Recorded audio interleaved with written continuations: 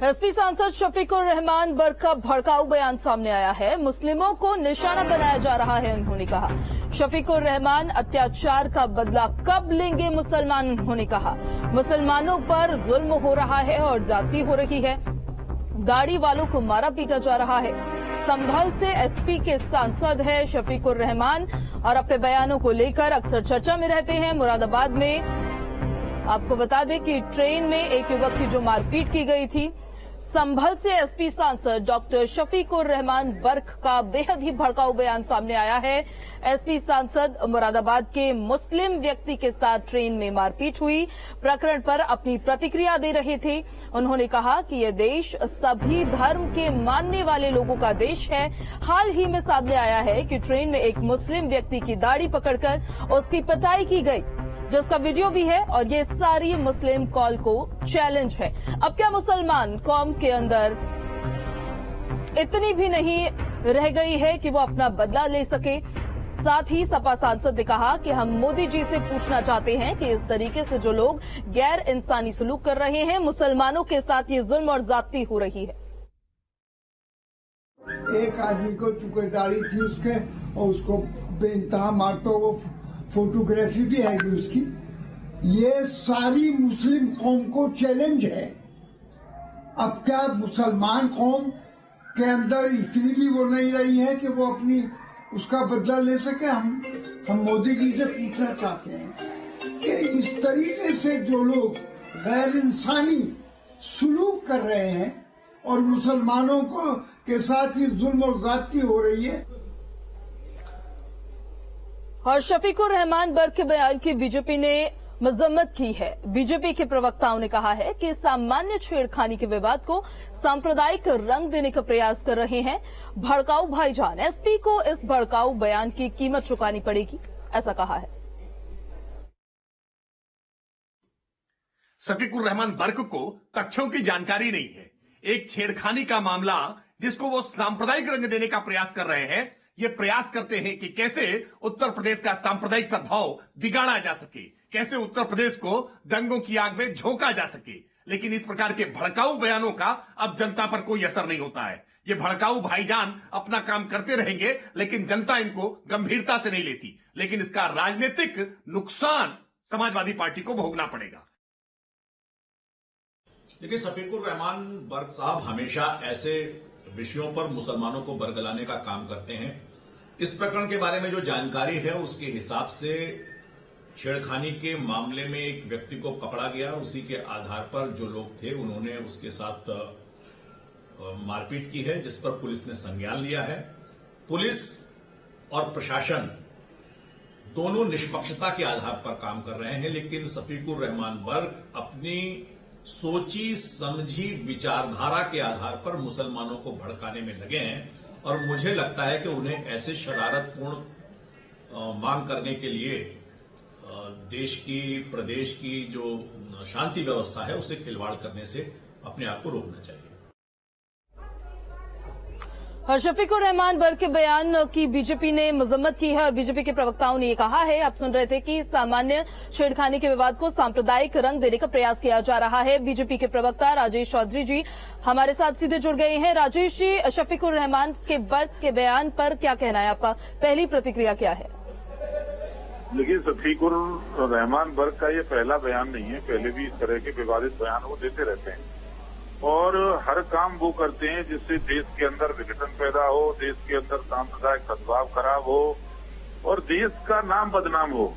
एक सामान्य घटना को लेकर के, जो घटना, मान लो कोई व्यक्ति ट्रेन में जा रहा है, किसी महिला के साथ छेड़छाड़ कर दी, क्रिया की प्रतिक्रिया हुई, उसके साथ कोई दुर्घटना हो गई, तो उसको इतना बड़ा तूल देने की आवश्यकता नहीं है। और मैं उसे पूछना चाहता हूं कि आज लंबी दाढ़ी वाले, बिना मूछ वाले को देख करके क्यों प्रतिक्रिया होती है? जी, समाज में आपने ऐसी छवि क्यों बनाई है? आप क्यों समाज के साथ मिलकर नहीं रहना चाहते? इनके जमाने में तो दंगे होते थे पूरे उत्तर प्रदेश की पहचान दंगों के रूप में होती थी। आज 2017 से लेकर के 2022 तक योगी जी के राज में एक भी दंगा हुआ? हजारों दंगे समाजवादी पार्टी के शासन में हुए और ये दंगाइयों की सरकार थी वो। और ये अपने आप में ये भी दंगाई है, ये राष्ट्र विरोधी लोग हैं। ये किसी भी तरह से चाहते हैं कि देश टूटे। पर ये सब बेनकाब हो गए हैं, इसीलिए जनता में इनकी स्वीकार्यता है नहीं। समाजवादी पार्टी बार बार चुनाव इसलिए हार जाती है इन सब लोगों के कर्मों के कारण।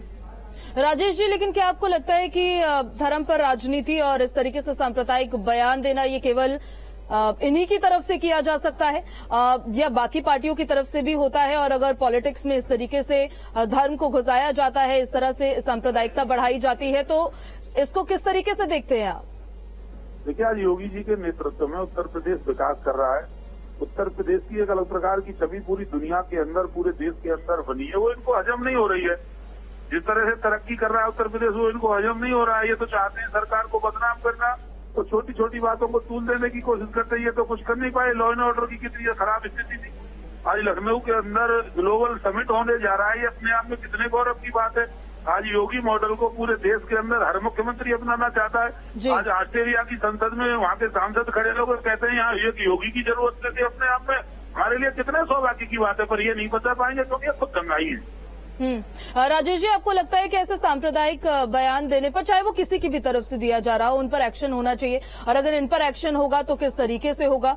नहीं होगा तो कितनी जरूरत है एक्शन होने की? देखिए, कानून, सबको भारत में अपनी बात कहने का अधिकार है। ये द्वेष तोड़ने की बातें कहते हैं। कानून अपना काम कर रहा है और कोई विधिसम्मत काम नहीं होगा तो उसके खिलाफ कार्रवाई भी संभव है। ठीक है। कपिल श्रीवास्तव जी, समाजवादी पार्टी के कार्यकर्ता हमारे साथ सीधे जुड़ गए हैं, प्रवक्ता हमारे साथ जुड़ गए हैं। आप राजेश जी बने रहिएगा हमारे साथ। कपिल जी, आपका क्या कहना है शफीकुर रहमान बर्क के इस बयान पर? भारतीय जनता पार्टी हमलावर है, कह रही है कि सांप्रदायिकता फैलाने की कोशिश कर रहे हैं भड़काऊ बयान देकर। आप एक बात बताएं, अगर किसी के प्रति अत्याचार हो रहा है जी, कोई व्यक्ति चुटहिल हो रहा है, तो क्या वो शोर शराबा भी नहीं करेगा? वो चिल्लाएगा नहीं? वो सुरक्षा का भाव नहीं मांगेगा अपने लिए सरकार से? और सरकार ऐसी सुरक्षा उपलब्ध क्यों नहीं करा पा रही है कि किसी व्यक्ति को आवाज इस तरीके की उठानी पड़ रही? ये देश संविधान से चलेगा कि किसी पक्षपात से चलेगा? किसी सरकार के लिए देश के संविधान के अंदर क्या लिखा हुआ है कि वो कोई अस्पृश्यता नहीं करेगी, किसी का पक्षपात नहीं करेगी, किसी को छोटा बड़ा नहीं करेगी, किसी धर्म का पोषण नहीं करेगी। लेकिन ये सारी चीजें भारतीय जनता पार्टी की तानाशाह सरकार है। तो शफीकुर रहमान साहब ने आज उस व्यक्ति की आवाज उठाई है जिसे मारा गया था बिना किसी कारण। आप बताइए, अपराध कोई दूसरा कारित करे और अगर उसके लिए कोई व्यक्ति आवाज उठाए पीड़ित के लिए, तो प्रश्न उस पर आवाज उठाना गलत नहीं है कपिल जी, लेकिन शफीकुर रहमान की तरफ से कहा गया कि अत्याचार का बदला कब लेगा मुसलमान। तो ये जो टिप्पणी है, ये उनकी तरफ से कहा जा रहा है, विपक्ष की तरफ से, कि ये सांप्रदायिकता बढ़ाती है। चुने हुए प्रतिनिधि हमेशा जो प्रतिशोध की बात करते हैं वो वोटों के रूप में करते हैं। हाँ, कि आखिर कब कोई लेगा बदला? यानी पब्लिक से वो आह्वान कर रहे हैं कि इनको वोट मत देके समाजवादी पार्टी के साथ खड़े होइए, जो सर्व समाज की बात करती है, जो सबको लेकर के चलती है। और ये तो खाली इनका कहना है कि सबका साथ, सबका विकास, सबका विश्वास। आखिर मुसलमानों को 403 विधानसभा में एक भी टिकट, क्या ऐसी मुसलमान की हैसियत नहीं? ठीक है, इसका जवाब राजेश जी से ले लेते हैं। राजेश जी, उनकी तरफ से ये कहा जा रहा है अपने डिफेंस में कि ये वोटों के बेस पे दिया गया है कि जो मुसलमान हैं उन्होंने विश्वास किया है आप पर, उन्होंने विश्वास किया है शासन पर, प्रशासन पर, कि अगर उनके साथ कुछ गलत होता है तो उनको उसका इंसाफ मिलेगा, उनके साथ ज्यादती नहीं होगी। आप इसको सांप्रदायिकता का नाम दे रहे हैं, उनकी तरफ से ये कहा जा रहा है। राजेश जी, देखिए, समाजवादी पार्टी के लोगों से ये अपेक्षा की जा सकती है।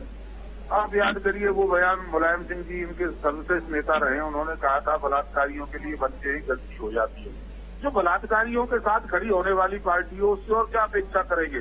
जो प्रतिशोध की बात अपने बयान में कर रहा है, जो बदला लेने की बात अपने बयान में कर रहा है, उसका संविधान पर विश्वास है क्या? ये संविधान की बात कर रहे थे कपिल भाई, मैं इनसे पूछना चाहता हूँ। वो कह रहा है हम प्रतिशोध लेंगे, मुसलमान प्रतिशोध लेंगे, तो कैसे लेंगे भाई? आप बताइए ना। आप दंगा भड़काना चाहते हो, दंगा ही हो केवल।